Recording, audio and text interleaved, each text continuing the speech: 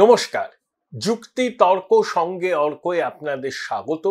আপনাদের সঙ্গে আমি অর্কপ্রভু সরকার। শুরু হয়ে গেছে এসআইআর, ঘরে ঘরে যাচ্ছেন বিএলওরা, রাজনৈতিক চাপানোতর চলছে। পশ্চিমবঙ্গের বিধানসভা নির্বাচন হওয়ার কথা 2026-এর মার্চের শেষ থেকে এপ্রিলের শেষ পর্যন্ত। 5ই মের পর নতুন সরকার গঠন হওয়ার কথা, কিন্তু আমার তো মনে হচ্ছে বিধানসভা নির্বাচন শুরুই হয়ে গেল। কারণ এসআইআর এর সঙ্গে বিধানসভা নির্বাচন অঙ্গাঙ্গী ভাবে জড়িত। নির্বাচন কমিশন বলছে যে নির্ভুল ভোটার তালিকা তৈরি হবে, সারা ভারতবর্ষ জুড়ে হবে। তা পশ্চিমবঙ্গে নির্বাচন করা নাড়ছে। শাসক বলছে এত স্বল্প সময়ের মধ্যে এত বড় এক্সারসাইজ কি সম্ভব? 7,64,00,000 ভোটার। তৃণমূল বলছে বিজেপি কমিশন চক্রান্ত করে বাংলার প্রান্তিক গরিব মানুষ, পরিযায়ী সংখ্যালঘুদের ভোটাধিকার কেড়ে নিতে চাইছে। হুক্কা হুয়া রবে এই সুরে সুর মিলিয়েছে বাম কংগ্রেস। যদিও শেষবার যখন রাজ্যে এসআইআর হয় তখন বামেরা ক্ষমতাসীন ছিল। তৎকালীন সিপিআইএম এর রাজ্য সম্পাদক অনিল বিশ্বাস এসআইআর প্রক্রিয়াকে সমর্থন জানিয়েছিলেন। যদিও বিমানবাবু একটু বেগরবাই করছিলেন, কমিশন তাকে নোটিশ পর্যন্ত পাঠায়, কিন্তু এত উত্তেজনা ছিল না এসআইআর কে নিয়ে। যদিও 2002 এসআইআর এর পরে সঙ্গে সঙ্গে নির্বাচন ছিল না, 2004-এ নির্বাচন হয় লোকসভার। সেই নির্বাচনে তো 35টা আসনে জয়লাভ করে বামপন্থীরা। তো এসআইআর এর পরে অনেক ভোটারের নাম বাদ গেছিল, 22-23 লক্ষ, তারপরেও বামপন্থীরা জয়লাভ করেছিলেন। তাই এসআইআর হলেই শাসকের ভরাডুবি অনিবার্য, এই তত্ত্বটা সবসময় মেলে না। কিন্তু এবারের পরিস্থিতি অন্য। ভারত বাংলাদেশ সীমান্ত লাগোয়া যে সমস্ত জেলা আছে, সেই জেলার বহু বিধানসভা কেন্দ্রে 2009 সালে যতজন ভোটার ছিলেন, 2025-এর জানুয়ারিতে যে ভোটার তালিকা প্রকাশিত হয়েছে, খতিয়ে দেখবেন কোথাও 50%, কোথাও 55% ভোটার বেড়েছে। এই কলকাতার উপকণ্ঠে রাজারহাট নিউ টাউনে 30% ভোটার বেড়েছে। এটা অস্বাভাবিক, জাতীয় গড়ের থেকে অনেক বেশি। আবার পশ্চিমবঙ্গের অনেক কেন্দ্রে জাতীয় গড়ের থেকে ভোটার সংখ্যা বৃদ্ধির হার কম, আবার কোথাও সমান। সেগুলো স্বাভাবিক।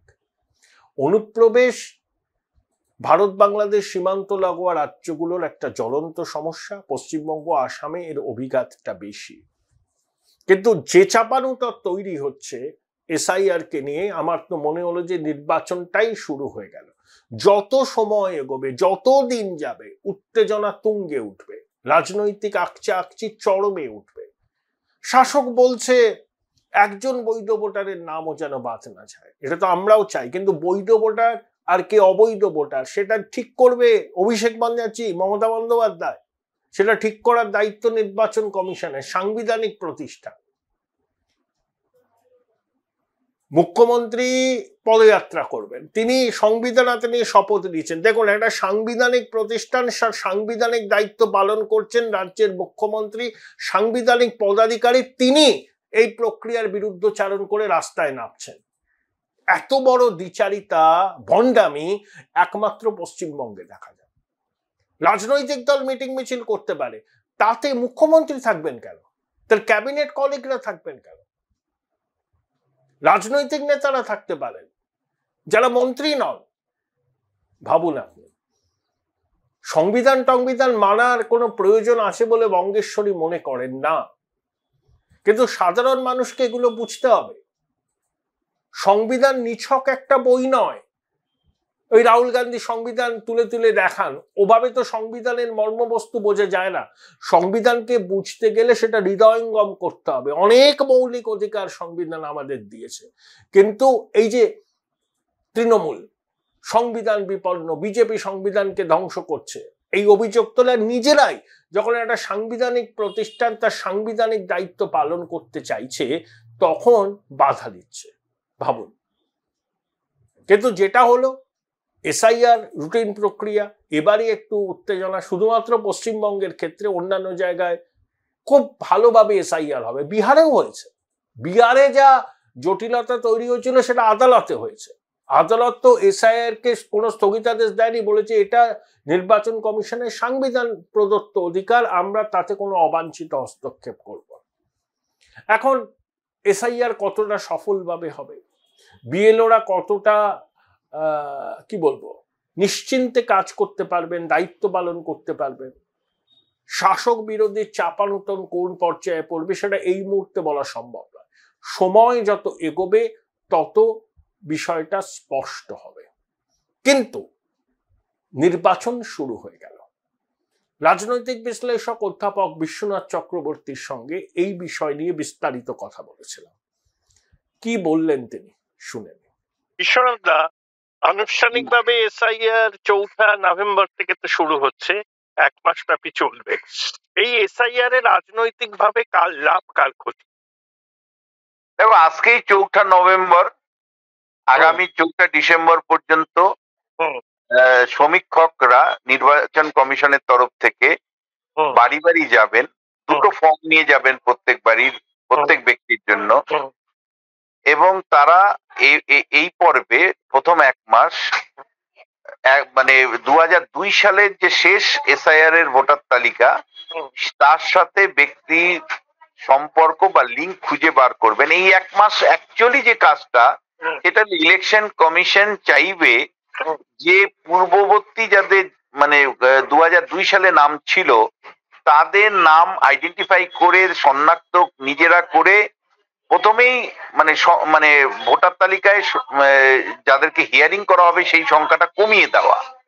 তার পরবর্তী যে 1 মাস থাকবে, ডিসেম্বর মাসটা, সেই ডিসেম্বর মাসটাতে তারা যাদের নাম 2002 সালে ভোটার তালিকায় নেই বা কোনো লিঙ্ক আত্মীয় স্বজনের মাধ্যমে পাওয়া যাচ্ছে না, তাদেরকে ডকুমেন্ট দিতে হবে এবং তাদেরকে হিয়ারিং করা হবে। এটা 1 মাস ধরে চলবে এবং সব শেষে তুমি জানো যে 7ই ফেব্রুয়ারি চূড়ান্ত ভোটার তালিকা বেরোবে। এই এন্টার প্রসেসে তুমি যদি লক্ষ্য করো, তাহলে রাজনৈতিক দলগুলো কিন্তু আতঙ্ক, ভয়, মানে এটাকে আমি বলছি যেন যে এসআইআরটা আমার কাছে হলো ভোটের আগে ভোট। 26-এর ভোটের আগে এটা কিন্তু ভোট চলছে, ভোটের প্রচার চলছে। এই যে আজকেই মমতা বন্দ্যোপাধ্যায়, অভিষেক বন্দ্যোপাধ্যায় রেড রোড থেকে জোড়াসাঁকো পর্যন্ত মিছিল করতে নামছেন, অথচ এই মমতা বন্দ্যোপাধ্যায়, অভিষেক বন্দ্যোপাধ্যায় লাগাতার কর্মীদেরকে নিয়ে বৈঠক করছেন। এসআইআর এর মানে কাজে যাতে কর্মীরা যুক্ত থাকেন তার জন্য বুথ তৈরি করার কথা বলা হয়েছে 6,500-এর উপরে। তাদের প্রত্যেকটা বিএলএ নিয়োগ করার প্রক্রিয়া শেষ হয়ে গেছে, ট্রেনিং তাদের দলের তরফ থেকে করছে। অর্থাৎ দল পুরোপুরি এসআইআর এর কাজকর্মের সাথে যুক্ত করা হয়েছে। অভিষেক বন্দ্যোপাধ্যায়ের নেতৃত্বে সেই কাজ চলছে। আবার সেই অভিষেক বন্দ্যোপাধ্যায়, মমতা বন্দ্যোপাধ্যায় মানুষকে তাতানোর জন্য তারা কিন্তু রাস্তায় নেমে এসআইআর এর বিরোধিতা করছেন। এত দ্বিচারিতা পশ্চিমবাংলার রাজনীতিতে এর আগে কখনোই মানুষ দেখেনি। একদিকে তৃণমূল কংগ্রেস সাংগঠনিকভাবে কর্মী সমর্থকদেরকে এসআইআর কাজে যুক্ত করেছে, তার জন্য প্রশিক্ষণ দিয়েছে, আর উল্টো দিকে এসআইআর এর বিরোধিতা করে মমতা বন্দ্যোপাধ্যায়, অভিষেক বন্দ্যোপাধ্যায় তারা রাস্তার রাজনীতি করছেন। এইরকম দ্বিচারিতা ভারতবর্ষের ইতিহাসে দ্বিতীয় নেই। প্রথম কথা, বিশ্বনাথ দা, নির্বাচন কমিশন একটা সাংবিধানিক প্রতিষ্ঠান। মুখ্যমন্ত্রী সংবিধান হাতে শপথ নিয়েছেন, তিনি পদযাত্রা করবেন, ঠিক আছে, তাতে তার অন্য দলের মন্ত্রীরা নাই থাকতে পারতো, অন্য পদাধিকারীরা থাকতে পারতো। একজন মুখ্যমন্ত্রী একটি সাংবিধানিক প্রতিষ্ঠানের বিরুদ্ধে পদযাত্রা করবেন, কিভাবে দেখেন? না দেখো, এর আগেও তো অতীতেও তুমি দেখেছো যে মমতা বন্দ্যোপাধ্যায় সাধারণত মানে প্রতিষ্ঠান বিরোধী অবস্থান থেকে বা বিরোধী নেত্রীর ভূমিকা তিনি এখনো ঝেড়ে ফেলতে পারেননি, ফলে সেই জায়গা থেকে সংবিধানের বাইরে গিয়েই তিনি কাজ করেন। মানে এটা কেতা দুরস্ত, সেটা হাইকোর্ট থেকে শুরু করে সুপ্রিম কোর্ট মেনে নিয়েছে। কেন্দ্রীয় সরকার মমতা বন্দ্যোপাধ্যায়কে দিনের পর দিন তার এই ধরনের বেআইনি কাজ বা আইন বহির্ভূত কাজকে মেনে নিয়েছে। মানুষ, পশ্চিমবাংলার মানুষও মেনে নিয়েছে। মমতা মানেই এক্সেপশন, মমতা মানেই আইনের ঊর্ধ্বে, মমতা মানেই হলো সংবিধানের ঊর্ধ্বে। ফলে এই জায়গাটা তো একটা উনি তৈরি করেছেন, এটা কার্যত সবাই মেনে নিয়েছে বা মেনে নিতে বাধ্য হচ্ছে। আরেকটা তোমাকে খুব পরিষ্কার করে বলছি, যে মানে প্রধান বিরোধী দল বিজেপির জায়গা থেকেও যদি দেখো, তাদের মধ্যেও কিন্তু যে মানে এসআইআর নিয়ে যে মানে একেবারে ইলেকশন কমিশনের প্রসেস মেনে যে প্রচার, সেই প্রচারটা হচ্ছে না। রাজনৈতিক তরজা পরিষ্কার করে এখানেও কিন্তু আমি দেখতে পাচ্ছি, এখানেও মানে 1.5 কোটি মুসলমানকে বাদ দেওয়া হবে এইটাকেই যেন বড় করে বলা হচ্ছে। মমতা বন্দ্যোপাধ্যায় যেমন একজনও নাম কাটলে রক্তগঙ্গা বুইয়ে দিব তার দল বলছে, বা লন্ডভন্ড করে দিব বলছে, আর অন্যদিকে বিরোধী রাজনৈতিক দলের তরফ থেকে যেটা বলবার চেষ্টা করা হচ্ছে যে এখানে 1.5 কোটি নাম বাদ যাবে। এবং তুমি দেখো বিএলও যারা এই কাজের সবচেয়ে গুরুত্বপূর্ণ ব্যক্তি বা আধিকারিক, তাদেরকে নিয়ে দুটো রাজনৈতিক দল কার্যত হুঁশিয়ারি, কার্যত তাদের উপর চাপ তৈরি করা, তাদের উপর তাদের মানসিক চাপ তৈরি করা এবং তাদের শারীরিক নিগ্রহের পর্যন্ত হুমকি তৃণমূল কংগ্রেসের একের পর এক নেতা দিয়েছে, বিজেপির একের পর এক নেতা দিয়েছে। তাহলে আমার প্রশ্নটা অন্য জায়গায়। আমার প্রশ্ন হচ্ছে, যতক্ষণ পর্যন্ত তুমি সংবিধানকে পরিবর্তন করতে না পারছো, ভারতবর্ষের সংবিধানে ইলেকশন কমিশনের নিজস্ব কোনো কর্মী বাহিনী নেই। ভারতবর্ষের সংবিধানে ইলেকশন কমিশন রাজ্য স্তরে যে কাজ করে, সেটা বিধানসভা নির্বাচন হোক, লোকসভা নির্বাচন হোক, ভোটার তালিকা সংশোধন হোক, পুরোপুরি রাজ্য সরকারের কর্মীদের উপর ডিপেন্ড হয়ে, পুরোপুরি রাজ্য সরকারের কর্মী, তাদের বিএলওরা কারা? রাজ্য সরকারের কর্মচারী বা শিক্ষক। তোমার গিয়ে অ্যাসিস্ট্যান্ট ইয়ারওরা কারা? বিডিও, যে বিডিও তৃণমূল কংগ্রেসের দখলে। তোমার ইয়ারও, ইলেকট্রাল রেজিস্ট্রেশন অফিসার কারা? এসডিওরা। তারপর ডিও, ডিস্ট্রিক্ট ইলেকট্রাল অফিসার হলো ডিএমরা। এমনকি সিও অফিস, সিও নিজেও হলো রাজ্য সরকারের ক্যাডারের অন্তর্ভুক্ত। ফলে এই রাজ্য সরকার যদি সহযোগিতা না করে, সংবিধান যতক্ষণ তুমি পরিবর্তন করতে না পারছো, ইলেকশন কমিশনের নিজস্ব কোনো কর্মী বাহিনী নেই, রাজ্য সরকারের কর্মীর উপর নির্ভর করে, কেন্দ্রের উপর নির্ভর করে রাজ্য সরকার না করে, তাহলে নির্বাচন কমিশন এসআর বোম্মাই মামলার রায়টাকে প্রয়োগ করতে পারে। আমি তোমাকে প্রথমেই বলবো যে এই এসআইআর মানে আমার চোখে দেখো সফল না হওয়ার সম্ভাবনা 99%। তাহলে আমি প্রথম থেকেই বলছি যে এসআইআর সফল হওয়ার সম্ভাবনা নেই 3-4টে কারণে। একটা হলো তৃণমূল কংগ্রেস তীব্র বিরোধিতা নেমেছে, শাসক মানে যাদের প্রশাসনকে দিয়ে এই কাজটা করাতে হবে, সেই প্রশাসন ব্যবস্থাটাই তো তৃণমূলের কবজায় আছে।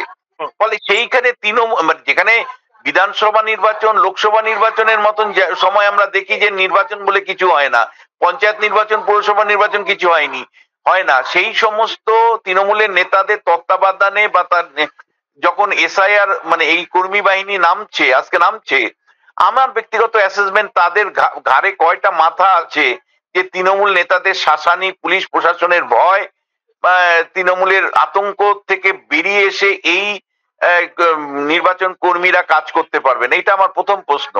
দ্বিতীয় যে প্রশ্নটা সেটা হলো যে দেখো মানে আমাদের রাজ্যে হিংসা এমন একটা প্রভাব আছে যে হিংসায় আমরা সবাই ভয় ভীতি সন্ত্রস্ত হয়ে থাকি। ফলে ভোটার কর্মী থেকে শুরু করে সাধারণ মানুষের মধ্যে কিন্তু এবারে হিংসা এবং উত্তেজনা ছড়ানো হচ্ছে।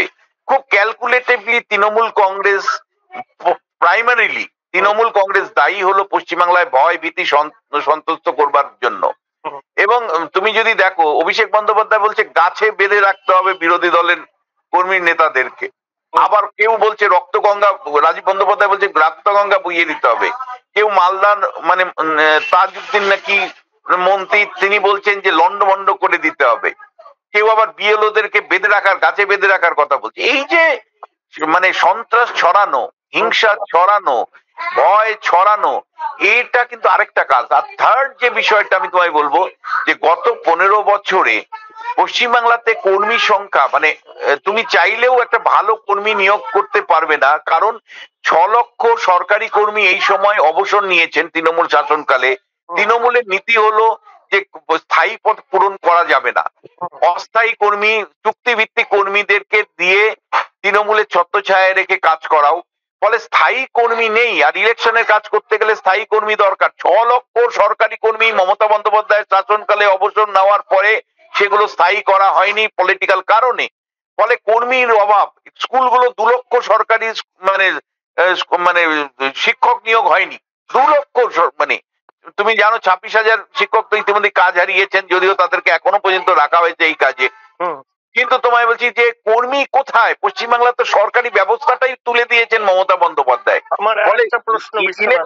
ইলেকশন কমিশনের কাছে চ্যালেঞ্জ হলো যে এই কর্মীদেরকে নিয়ে, যে কর্মীদের গুণগত মান গত কয়েক বছর কমেছে, তাদেরকে নিয়ে কিভাবে ইলেকশন মানে এই নির্বাচনী তালিকা সংশোধনের মতো একটা জটিল কাজ শেষ পর্যন্ত করবে।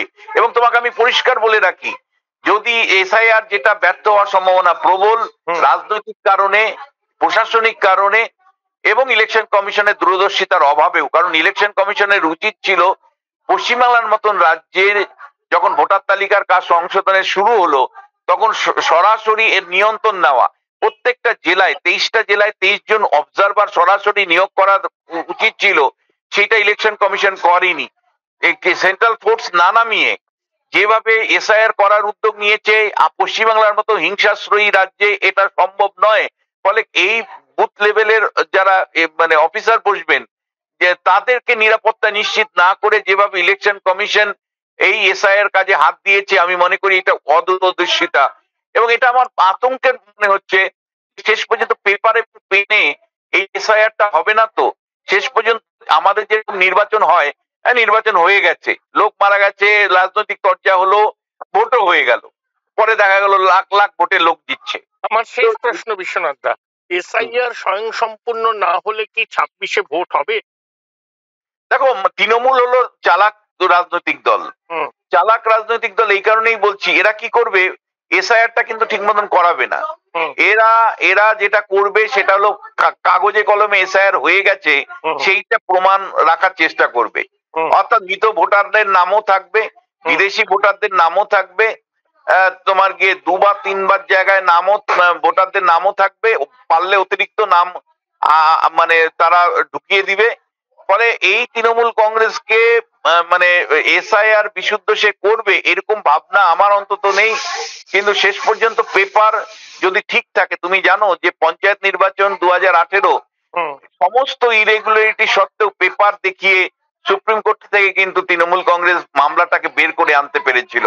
ফলে এক্ষেত্রেও আমার ধারণা যে মানে এদেরই কর্মী বাহিনী, ডিএম কার, তৃণমূল কংগ্রেস, মমতা বন্দ্যোপাধ্যায় যা বলে তার বাইরে ডিএম এর হিম্মত আছে কিছু করার? শেষ পর্যন্ত ডিএম কাজ করবে। তারপরে বিডিও গুলো মমতা বন্দ্যোপাধ্যায় সরাসরি নিয়ন্ত্রণ করেন। তারপরে তোমার গিয়ে এসডিওরা। ফলে এদেরকে দিয়ে পেপার পেনের কাজ কমপ্লিট করে দিয়ে যদি কখনো চ্যালেঞ্জ হয় কোর্টে দেখিয়ে দিবে হুজুর হয়ে গেছে। ফলে মানে মমতা বন্দ্যোপাধ্যায় জানে যে পেপার পেনের কাজটা আটকানো যাবে না, সেই কারণে রাস্তায় যেমন একটা মানুষকে তাতানোর রাজনীতি তারা করছে, আর উল্টো দিকে পেপার এবং পেনের কাজটাও কিন্তু করিয়ে রাখবে, যাতে করে রাষ্ট্রপতি শাসন রাজ্যের জারি না হয়। থ্যাংক ইউ বিশ্বনাথ দা, thank you, thank you. Join Indian Institute of Hotel Management now. Right choice, right decision.